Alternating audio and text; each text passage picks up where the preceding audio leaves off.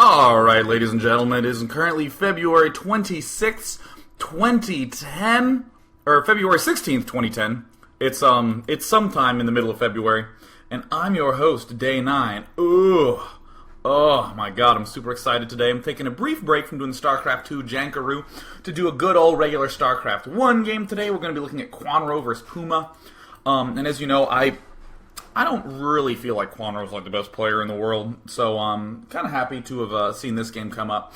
I do have to make a big apology, though, to all the people who are tuning in to me instead of the Olympic curling that's going on tonight. I know there's a lot of fans of the Winter Olympics, and in particular curling.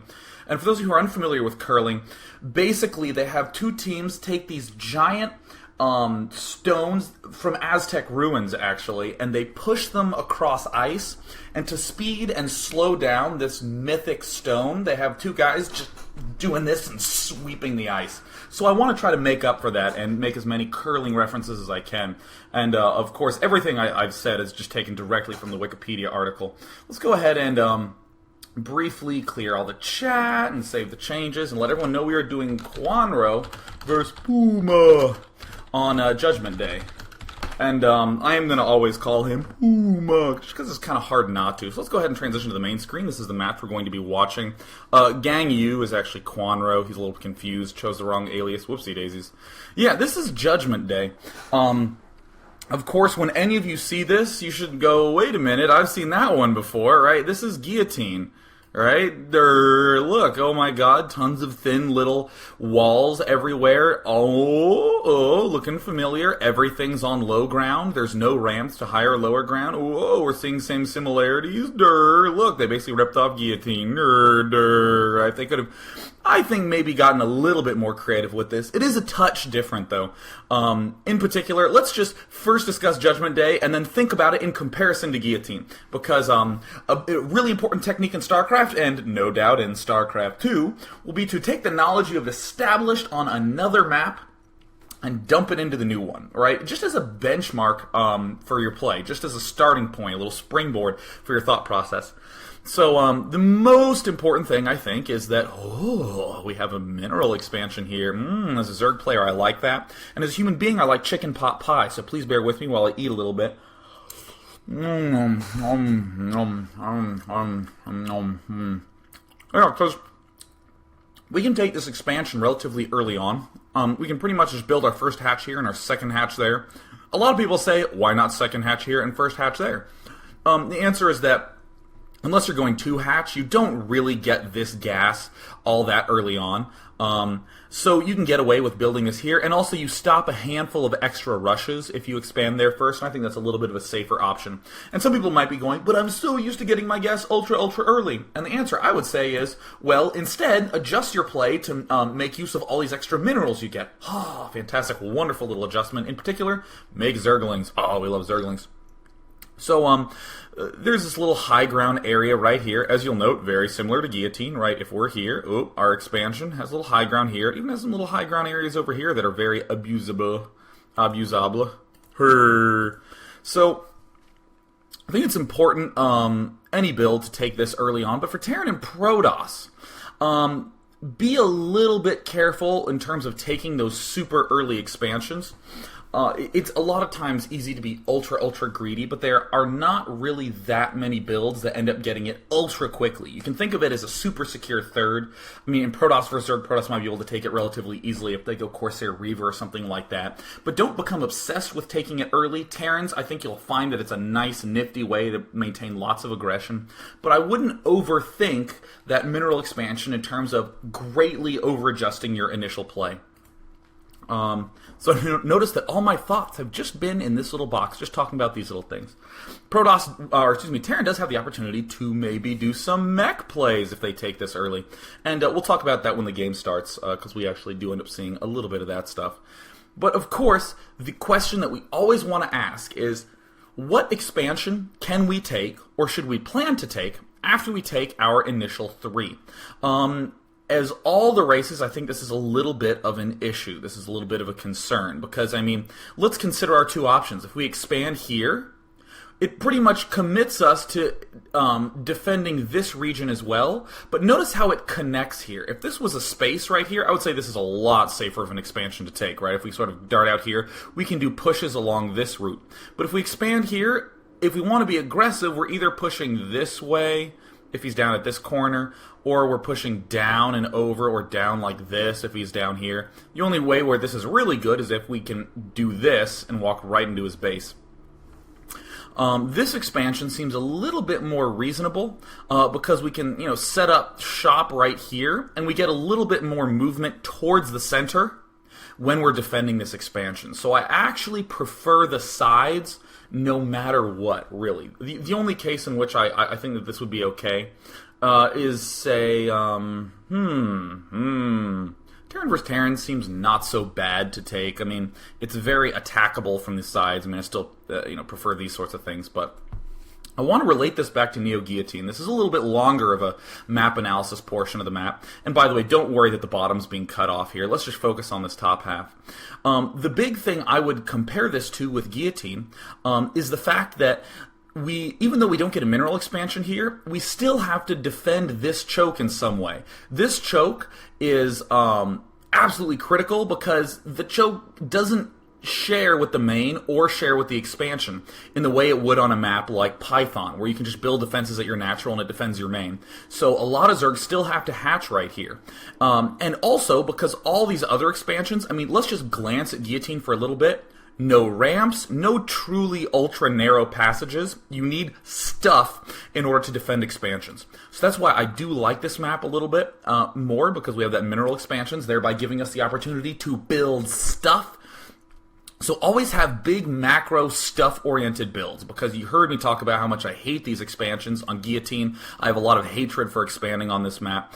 But yeah, I've done a lot of good old jank on the map analysis there. I'm going to go ahead and begin things, and once again, sincerest apologies to all the Winter Olympic fans who are missing Olympic curling, where they are throwing great Mayan totems at one another, trying to stop it on a large dartboard encased in ice. I'm just going to have myself a little bit more chicken pot pie here. There's Kwanro, the gentleman whose play I don't particularly like too much. I'm going to turn him down. Just a noodle. I actually had to walk 2.5 miles back from class because I couldn't get a ride, and so I didn't get the chance to eat dinner. So I'm starving, but I'm also excited to see this game. We have cross-map positions being spawned, and in this game, I think the big thought that I would originally want to focus on is how they're going to play the early game, just relating to ideas of how do I stop rushes at this giganto choke. I mean, we could say, how do we stop rushes with our narrow choke? That's easier, but the bigger chokes, I think, are an issue because of those two expansions there that we like. And that is some guy who is not Kwanro. I did want to talk a little bit about Kwanro, why I'm not the biggest fan of his play. I think his Zerg vs. Terran is undeniably his strongest. When he was going 2 hatch and then taking his third base on his third hatch and taking straight to Hive afterwards, I think he had a long streak where he did very well on there, on maps like Holy World, Byzantium 3, or 2, or whatever version of Byzantium they're out now.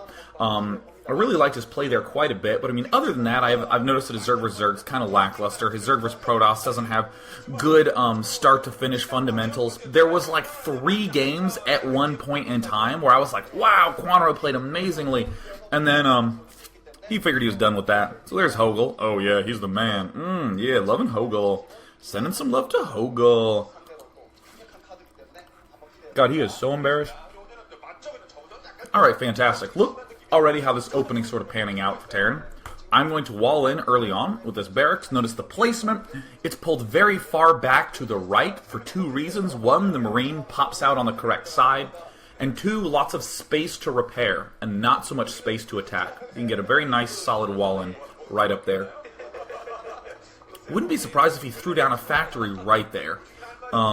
Looks like that might wall in there. That'd be pretty creative. Haven't seen something like that. But of course, Judgment Day's a relatively new map. Chicken pot pies.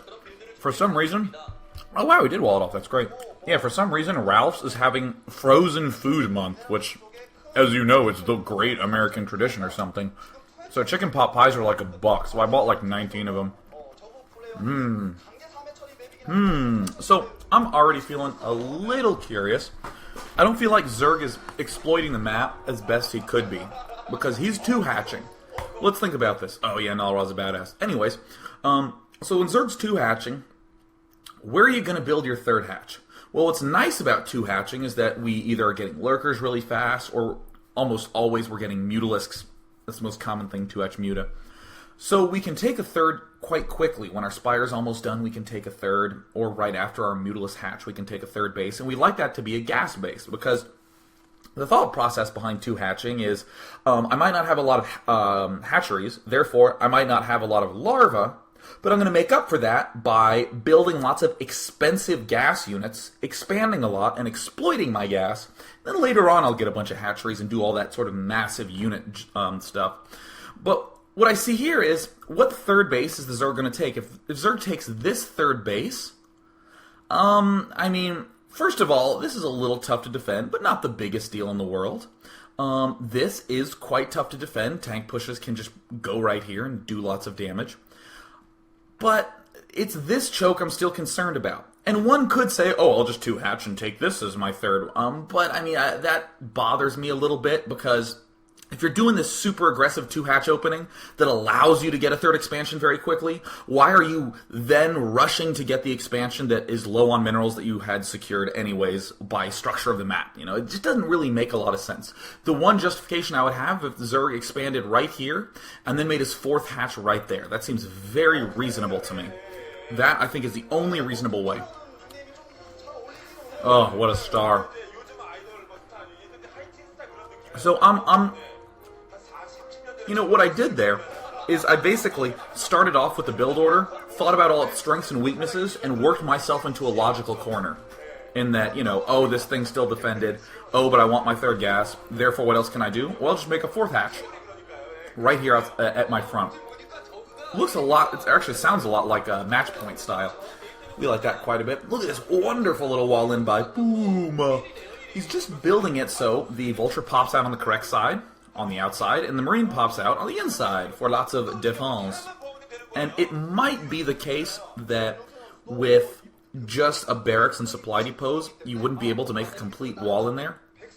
So I think that's an excellent little bit of research that the Terran player did. Now, one thing to be mildly concerned about is the fact that that add-on betrays your build a little bit as Terran. I actually think that's an important point, so I'll stop on that. It does betray the build a little bit. Zerg can see that and go, oh, okay, he's almost certainly going mech because he's getting the add-on, like, right about now. And I don't see any Marines being made. And I'm not saying that you should hide things. I think people way get over-eager about the idea of deceiving their opponent. You know, like they'll build a robotics facility, but then they'll cancel it and build a citadel because, oh, I'm going to, you know, sneak some DTs in there. I think that's the wrong way to go about it. What you should instead do is say, my build, if he doesn't see anything, will get a little bit of an advantage because he has to worry about extra things. You know, like a Terran player who sees you two-hatching knows that every so often you're going to go lurkers, and he needs to account for that. So in this circumstance, you throw away that potential advantage completely. You completely throw it away as Terran by getting that that guy at the front, by getting that add-on at the factory. And that's okay as long as there's a little extra something to make up for it. And I think that mineral natural expansion is a big benefit. Or one could even argue it's totally okay to let him know what I'm doing with that add-on because I'm already walled in. I didn't have to spend any additional resources worrying about Zergling run-bys, and have to spend any additional resources really on anything. And look, I have the freedom now to get this starport. That seems like a good defense for whatever the Zerg would throw at him. There's Puma, thinking about how to crush his opponent. He looks a little bit like a Puma, doesn't he? You just want to pet him. And the SCV scouting out. We got some vultures doing their thing. But I like the overall long-term thought process behind Terran's build. Looks like he's going to have a very secure expansion, and, given his wall in, have the opportunity to do cutesy-bootsy stuff. And so his vultures are wandering around. I like the path that these vultures took for two reasons. They actually did the following little thingaroo. They went joink up like this and then around. One, it helps clear out Zerglings. And two, it helps hide the vultures potentially. Again, potential advantage. It doesn't really matter if he sees the vultures in a lot of circumstances, but sometimes your opponent will screw up and it can help out. And so we see him wandering out with some vultures. Looks like he's going to be doing something fantasy-like, where he tries to do some sort of vulture drop. This is actually really funny to me. Look how much the Zerg has to freak out about this early stuff. Look, he has a sunken colony, he has hydralisks there. Far less than optimal situation he wants to be in. And look at the vultures get total map control. Wow. Those vultures really, to me, say, don't you dare go 2-hatch on this map. I have complete control over your third base. You can't expand there. I'm going to be getting air defense up soon enough anyways. Because I'm getting that range on Goliaths. I mean, imagine if you're a medic marining player. Mutalisks can pretty easily bounce in between here. They have this nice choke where they can take things out. But the real thing that bothers me is that the Terran can't go like this back and forth. They have to go like that back and forth. And for a medic marining player, that can be tough. Goliath range negates a lot of that worry for Terran. So Terran is in nifty, thrifty shape, and I still sincerely despise Zerg's opening. Oh man, I dislike that. Wowzers. So, it's kind of funny.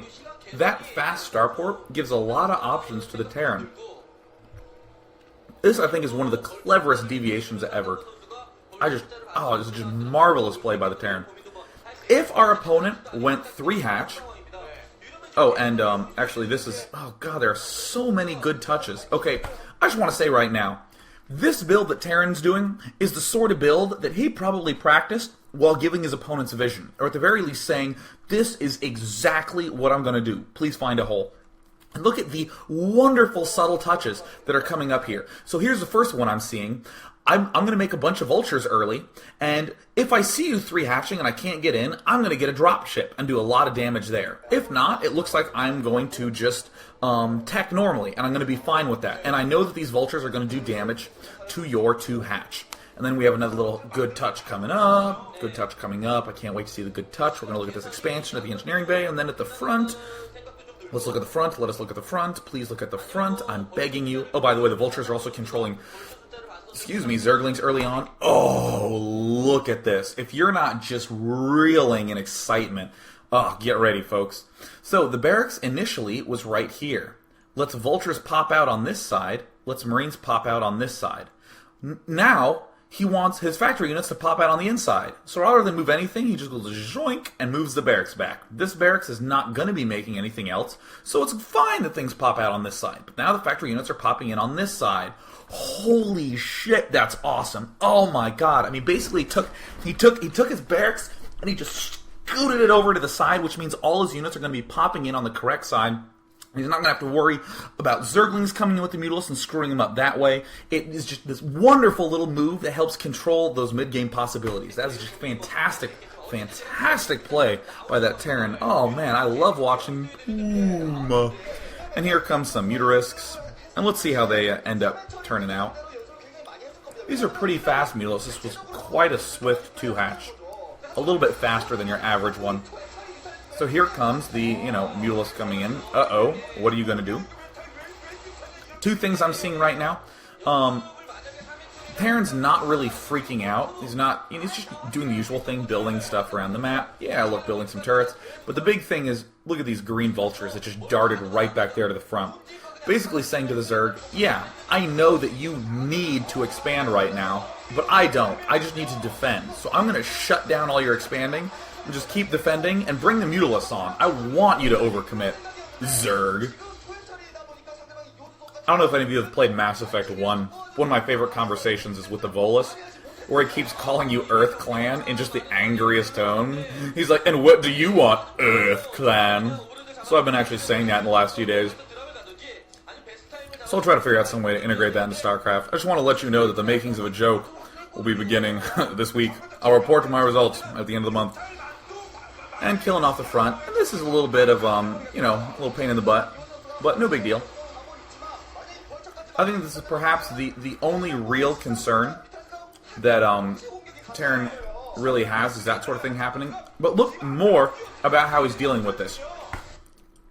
most players would be just doomed when this thing falls, because ground units can come in, and most importantly, they can cut in right here, splitting this expo and this main.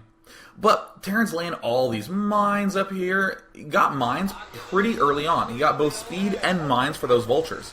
And a lot of people would go, well, why are you getting mines, or why are you getting speed? Because in cases where this doesn't happen, it seems useless. But right now, we're seeing that those mines are the only reason that Terran's able to stay alive. He doesn't actually need that second factory right now.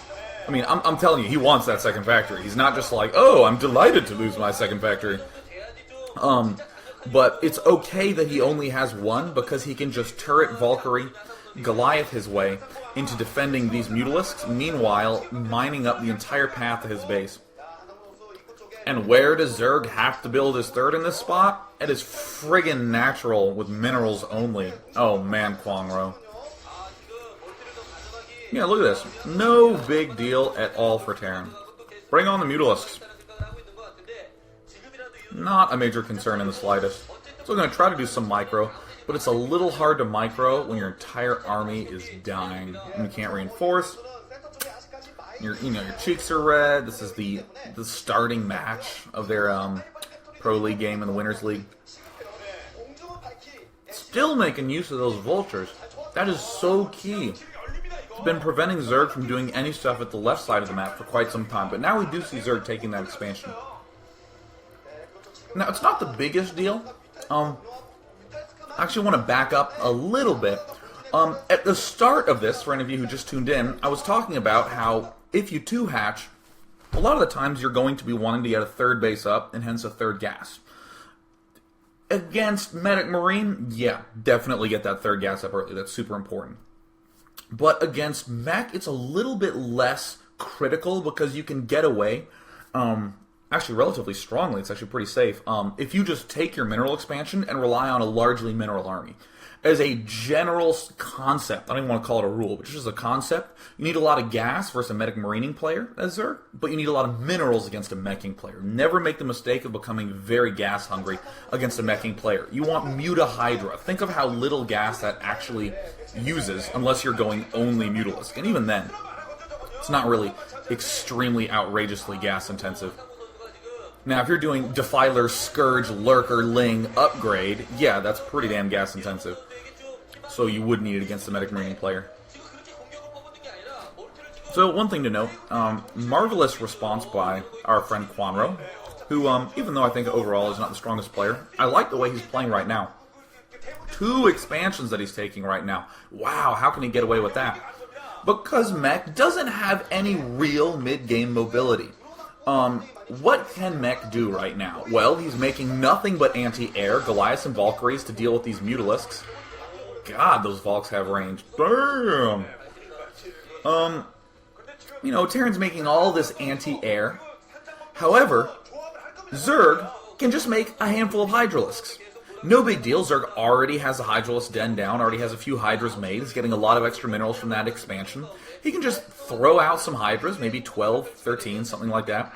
And those Goliaths get delayed a ton. You suddenly need to wait a real long time in order to do anything as Terran. You really need to start getting those tanks.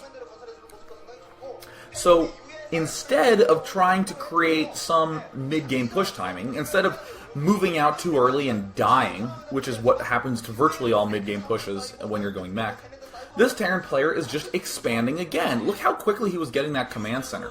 It looked like he was throwing it down before he even got his third factory. And he's continuing to wall off his front. He has barracks coming in to participate in the wall-off effort. Yeah, look at that. Command center done before the second factory, or excuse me, before the third and fourth factories are finished. Now this is great play by Kwanro, using the Mutalisks to delay a little bit, to sort of, force more air units than the Terran really wants. Meanwhile, making a ton of drones, expanding a lot, and you can get away with this many expansions, at which point the Zerg is just going to make so much stuff. The key to beating mech is not clever offensive maneuvers, like 3 lurkers and 1 swarm. Instead, it's just having 10 control groups of stuff, and because mech is very immobile, Zerg can expand so much that economic efficiency just doesn't even matter anymore. It's just big 1A, 2A, 3A, 4A, 5A, all the way up to keyboard A, because, Zerg has a lot of units. Pretty important concept. Continuing to consume my chicken pot pie. So that way I'll have 50 energy by the end of the cast. Ho! Day 9, getting the funnies out all day. I'm pretty pleased with myself. And this sort of vulture stuff is fine. But notice it's not over-committedly vulture harass, Players overrate the shit out of vulture harass, because especially at like B levels and lower, Zergs let this stuff get in all the time. But any good Zerg player will have most of his army positioned exactly where it needs to be to defend vulture harass. And then when Terran's big army comes out, Zerg just repositions all these units. So while all the harass could have possibly happened, Zerg was completely safe. And then when the push comes out, you can still get in a good spot as Zerg to crunch the push. Oh man, just still kind of turtling, hanging out. So, I'm real curious as to Terran's long-term play. Oh, there he is. Isn't he just a little guy? Don't you just want to grab the flab underneath his shoulder blade and just wiggle it a little bit? Because he's just so precious.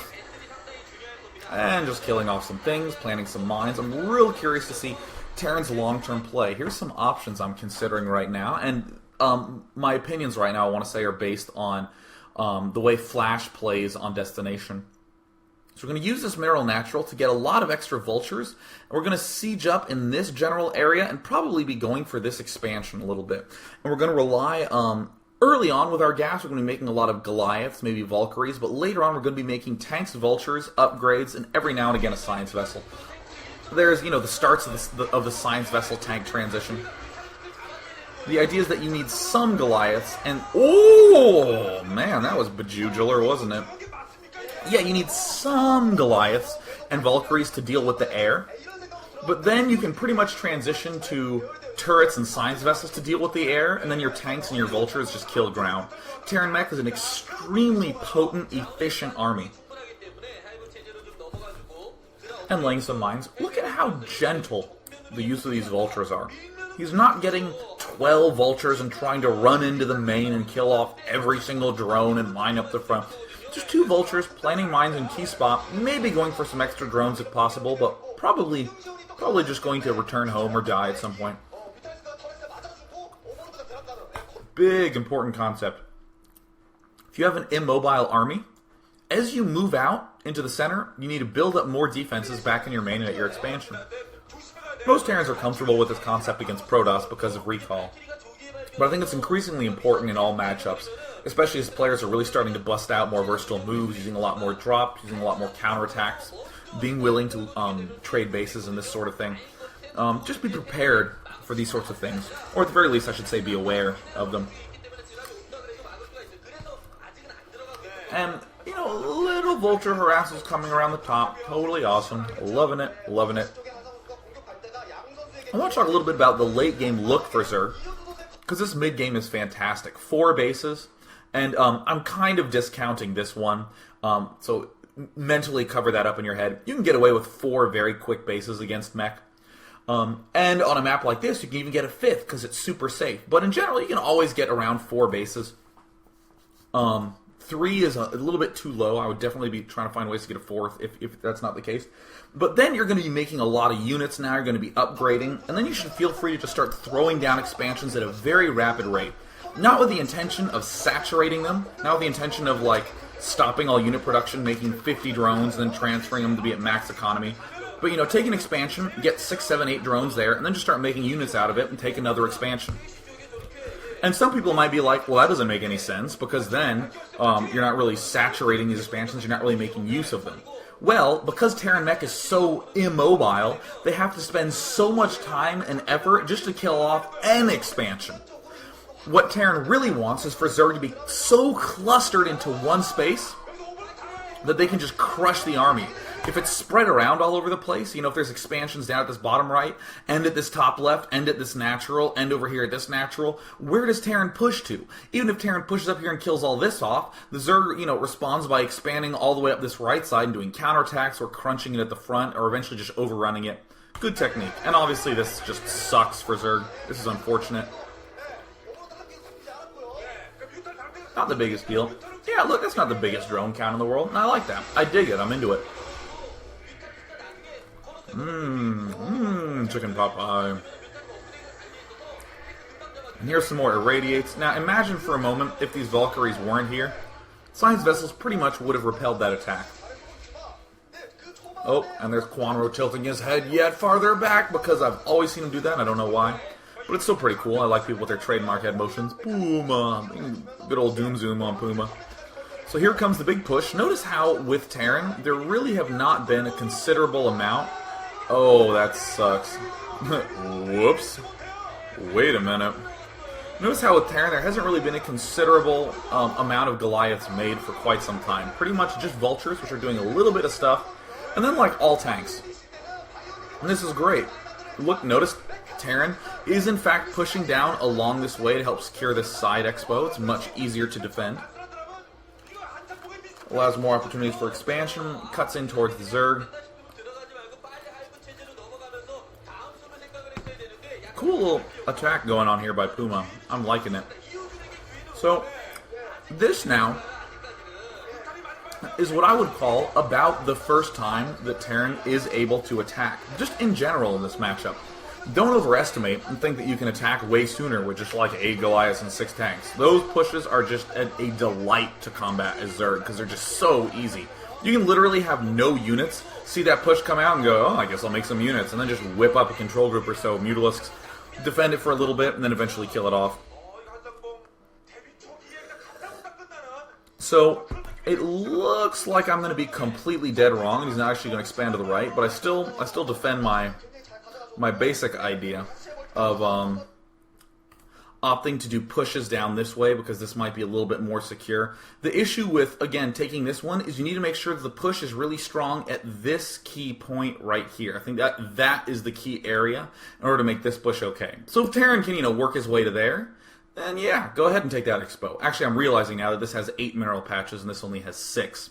So that's, all the more motivation to take this. But still, this is a very, very, very, very key piece of terrain right there for defending that expo. And in general, just pushing along the left side of the map. Look at all those Mutalisks and digging Kwanro's general unit composition. So Zerg just sort of holding back. Excuse me, Terran just holding back a little bit. And look at him going straight for the jugular. Look at the confidence with which Puma executes this build. He's just going for it. He took a bunch of damage early on to Mutalisk Harass, but was aware that his build was just so well timed that this push he's doing at the bottom left would be super hard to stop. I mean, just listen to the description of the attack going on here. It is tank, Valkyrie, science vessel, Goliath, vulture. I mean, that's great. That's nothing's getting in there. Uh-oh, Doom Zoom on the Kwanro. And here we go, just, doing good old cleanup. So, one thing that I think is very interesting to highlight about Terran's push decision-making is that he's going for Zerg's main. Notice that by going for the main, it's these 3 bases he gets to take out. He wants to attack an area that has the biggest clustering, the most amount of stuff in one small space.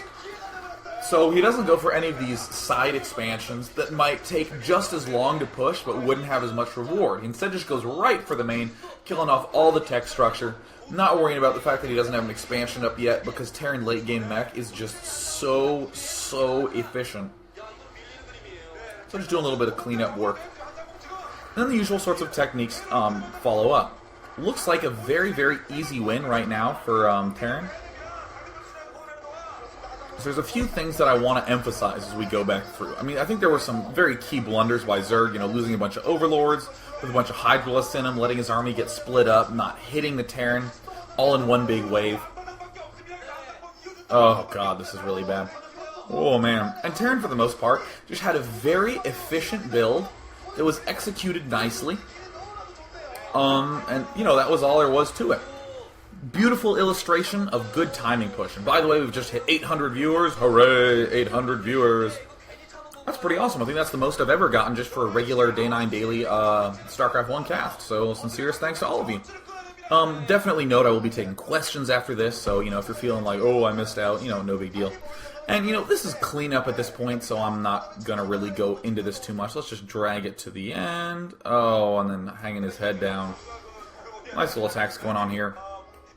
So I really want to move into this stage. I think this is perhaps the stage where most Zergs are gonna screw up.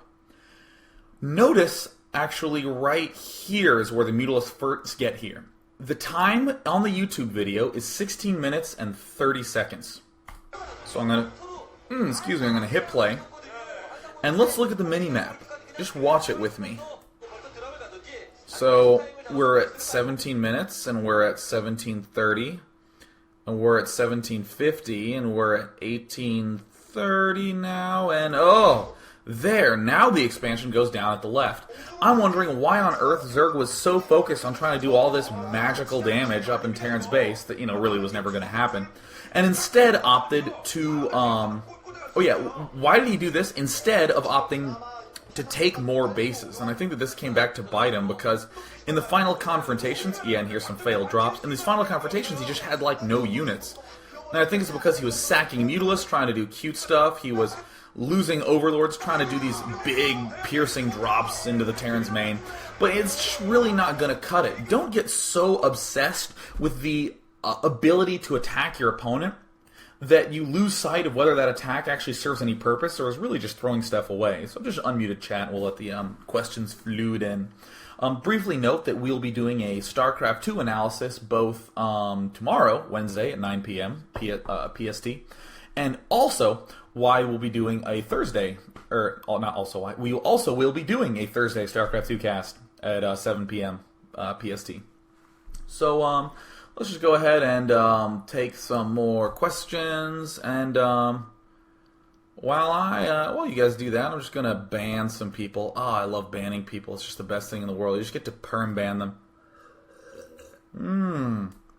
So, that guy says, what would lead someone to go Goliath Valkyrie? What are the advantages compared to the other Terran builds in the same situation? Also, why did Kwanro decide to drop? And it got cut off, but I'm almost certain it's why did he choose to drop, knowing that there were all these Valkyries and Goliaths there? I'm going to answer the second question first. Why did Kwanro decide to drop? I have no idea. I actually think it's pretty bad. I think that there's this discomfort that develops after you have been... I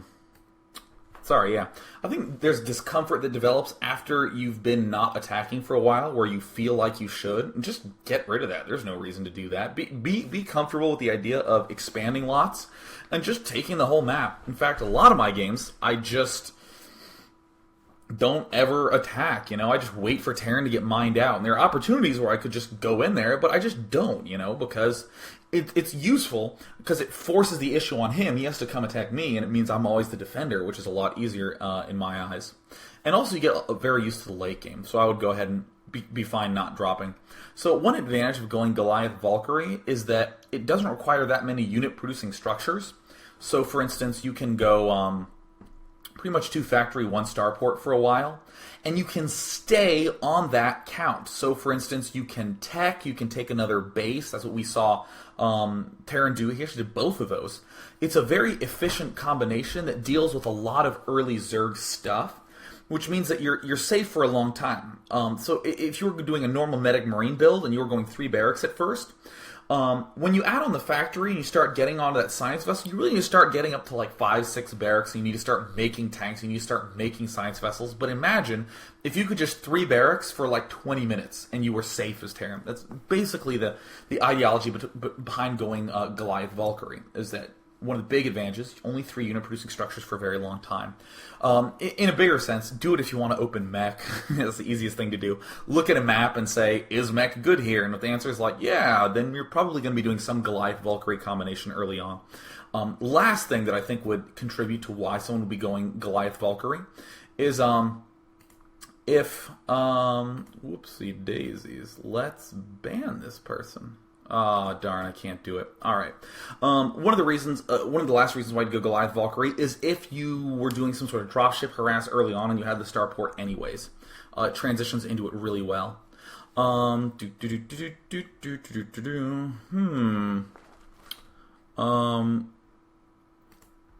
Let's see. There's a lot of StarCraft 2 questions. I want to ignore those. So, Moaning Medic says, if Kwanro didn't try to do that drop and instead use those Hydrals for a flank at the top of the maps, would he have won the game?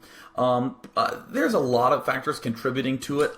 If I were Zerg, I think the best answer is that if I were Zerg, I would make a list of all the places I lost units and ask myself if any of those things were necessary and try to think of more ways to back off. It's always not the best question to say, if I did blank, would I have won? Because what's more useful to say is that an adjustment I should make in general? Should I not be thinking in the drop mindset? Don't get too worried about should I have won this or should I have won that. A lot of times it's just easiest to do that. Why on earth? Sorry. People I want to ban have already logged off. I need to be a little bit faster about it. Let's just go ahead and take a handful more questions. I like this question by Griffith. What control group numbering do you prefer for building units and, say, with attacking units? Always make sure that whatever hotkey setup you have, you understand what its strengths and weaknesses are, and that you play to those. So I use 1 to 4 as units with Zerg, 5 to 0 as hatcheries. Or if I only have 5 hatcheries, then I just use the 0 as some sort of special unit, so like Scourge or Queen or Defilers or Overlords with drop or something like that, or even Overlords with speed. But I know that means, given how many units Zerg has, there's a lot of units that I'm going to have wandering around the middle of the map. Not control group. So I need to make sure I'm in good position with those. And because I have so many hatches hotkeyed, I need to make certain that I'm macroing absolutely perfectly out of those hatcheries. Entire game. Inexcusable to screw that up. Let's say I was playing a different way where I used all my hotkeys on the keyboard for units. Then I would need to say, and how can I get away with macroing really, really well? I'm going to have these beautiful flanks, and then to think about that. So definitely, any hotkey setup you do, take a moment and write down on paper what you're going to do, and then think about what's good and bad about that, and then you automatically have goals in your gameplay you've created just by selecting your hotkey setup. I'd never recommend being in a game and saying, ooh, what would be a good hotkey now? Because, almost all the time, it's not going to go so well. So Name says, when Terran comes out with a large push at the main, how can Zerg defend since the army is so powerful and the Terran base is so difficult to attack, even only with a smallish number of tanks and Goliaths? This relates back to the same sorts of stuff I was talking about, I suppose it was at the early cast and a little bit at the end, that the key to stopping Mech is not with any cute attacking, isn't even really with weakening him through constant harassment. It's just by having a lot of stuff. So how do you stop this attack? The answer is to have expanded so much that you have something like 4 control groups of Mutas and 4 control groups of Hydralists, and you can just crush it really well. So things like getting your upgrades for your Hydras and your Mutas very early is essential for that sort of strong flank. I think that is the most important thing to think about.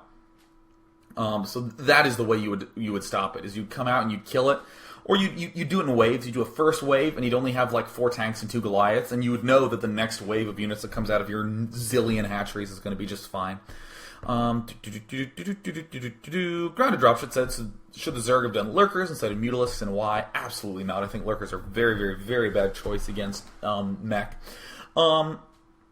Well, I mean, I say that, and I can think of situations where Lurkers are okay. Mutalisks are almost unanimously better, especially for less experienced players, because you get Mutalisks, forces your Terran opponent to get anti-air in the form of Goliaths, almost certainly, which means that his push is going to be a little bit delayed, because he's getting all these Goliaths, and he can't really get the tanks to deal with your Hydralisks. So then when you start building more Hydralisks, he builds those extra tanks, which is again taking time, and then you build yet more Mutalisks. And then he's like, oh shit, I need to make more Goliaths. And by continuing to alternate back and forth in that regard, it just completely screws up the Terran's unit composition and forces him only to really come out late. If you do something like open Lurkers, he can get away with doing a lot more stuff because he doesn't have to build those early Goliaths, which often can result with him getting more tanks and more upgrades a lot earlier, and when his Doom push eventually does come out, it's really, really, really good. So let's see here.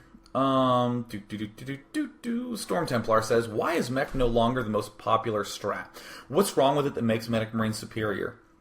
I don't know if Mech was ever really that popular. It's kind of been trendy, I'd say. Medic Marine is just super versatile.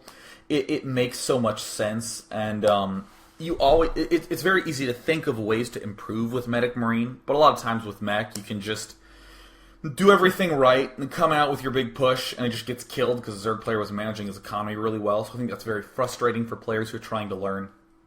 I think a lot of it does have to do with the map, though. A lot of maps are specifically constructed to be very good for Medic Marine. Well, I should say specifically constructed, but end up being constructed that way because of just standard paradigms in map making. Like the gas natural and the mineral only natural that's kind of far away.